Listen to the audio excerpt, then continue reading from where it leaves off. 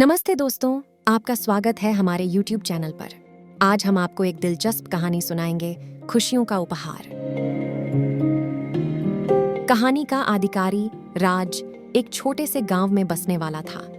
वह एक सामान्य जीवन जी रहा था, लेकिन उसमें एक अद्भुत संतोष था। उसकी खुशियों का राज केवल उसके दिल में था, जो उसने अपने साथियों के साथ बांटा। राज के पास कुछ अधिक नहीं था, लेकिन वह सबसे अमीर महसूस करता था। राज का परिवार संघर्ष में था। उनका जीवन निरंतर आर्थिक समस्याओं की ओर बढ़ रहा था।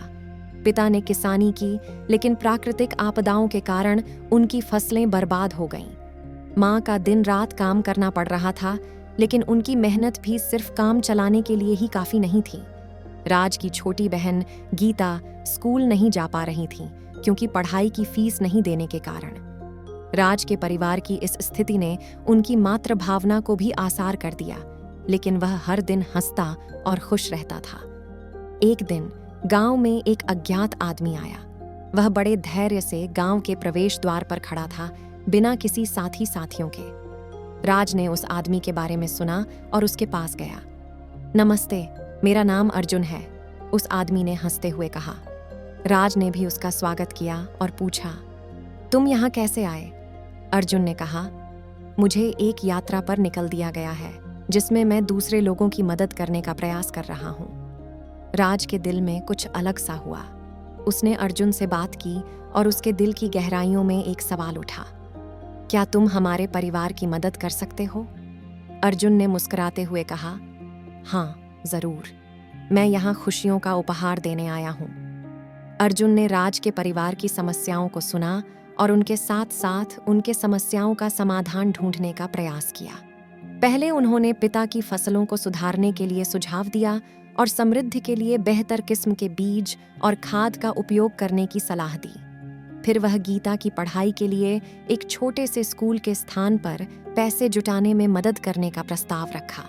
राज के परिवार ने अर्जुन की मदद से गीता को स्कूल भेजने का निर्णय लिया। अर्जुन ने माँ के लिए भी एक नई समाधान ढूंढा, जिससे वह कम समय में अधिक काम कर सकती थी। उसने एक सुरक्षित और प्रभावी मशीन की सिफारिश की, जिससे उनके प्राकृतिक काम को आसानी से किया जा सकता था। परिवार की मदद करने के साथ अर्जुन ने राज को भी खुशियों की ओर देखने के लिए प्रोत्साहित किया।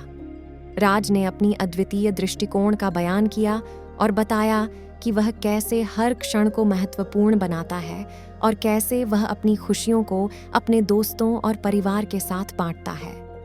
राज के शब्दों में छुपा हुआ अद्वितीय संदेश अर्जुन के दिल में बैठ गया। वह समझ गया कि खुशियों का सच्चा स्रोत अंदर से होता है और वह सब कुछ पास रहकर खुश रह सकता है। राज के परिवार की समस्याएं सुलझ गईं और उनकी जीवन शैली में भी परिवर्तन आया। वे अब ज्यादा खुश और संतुष्ट रहने लगे थे। राज ने गीता को स्कूल भेजा और वह शिक्षा का सुख जी रही थी। माँ भी अब काम करने में ज्यादा सुख अनुभव कर रही थी और उनकी मेहनत के परिणाम भी दिख रहे थे। वह अब अधिक समय परिवार के साथ बिता सकती थी। राज ने अर्जुन का धन्यवाद किया, क्योंकि उसने न केवल उनकी समस्याओं का समाधान किया, बल्कि उन्हें खुशियों की अहमियत भी सिखाई। अर्जुन ने राज के परिवार को सहायता करके अपनी यात्रा जारी रखी और एक और गांव में गया, जहां भी उसने खुशियों का उपहार बांटा। वह हर जगह जाते वक्त एक नई खुशियों की कहानी लेकर जाता था, जो सबको इंस्पायर करती थी। राज के घर में आई खुशियां और संतोष के साथ वहां का माहौल बदल गया। वे सीख गए कि खुशियों का असली मतलब अंदर से आता है और यह किसी भी सामाजिक स्थिति या धन की मात्रा से नहीं बंधा होता। अर्जुन ने न सिर्फ राज के परिवार की मदद की, बल्कि उन्हें खुशियों के सच्चे अर्थ को समझने का मौका दिया। खुशियों का उपहार उन्होंने खुद के द्वार पर पाया और उसे बांटते समय वे भी खुश हो गए। यह कहानी हमें यह सिखाती है कि हमारे पास चाहे जितनी भी समस्याएं क्यों न हों, हम खुशियों का उपहार देने की क्षमता रखते हैं। हमें सिर्फ अपनी नज़रों को बदलने की आवश्यकता है और अपने जीवन को खुशियों से भर देने का निर्णय लेने की। खुशियों का असली मतलब है दूसरों की मदद करना और अपनी खुशियां उनके साथ साझा करना। यह कहानी हमें यह भी याद दिलाती है कि हमें अपनी खुशियों को सीखना और अपने जीवन के मूल्यों को महत्वपूर्ण बनाना चाहिए, जो हमारे दिल को भर देते हैं। धन्यवाद दोस्तों, आपने हमारे YouTube चैनल पर आकर इस कहानी का आनंद लिया। हम आशा करते हैं कि आपको यह कहानी पसंद आई होगी। हमारे चैनल पर और भी कहानियों का आनंद लेने के लिए सब्सक्राइब करना न भूलें।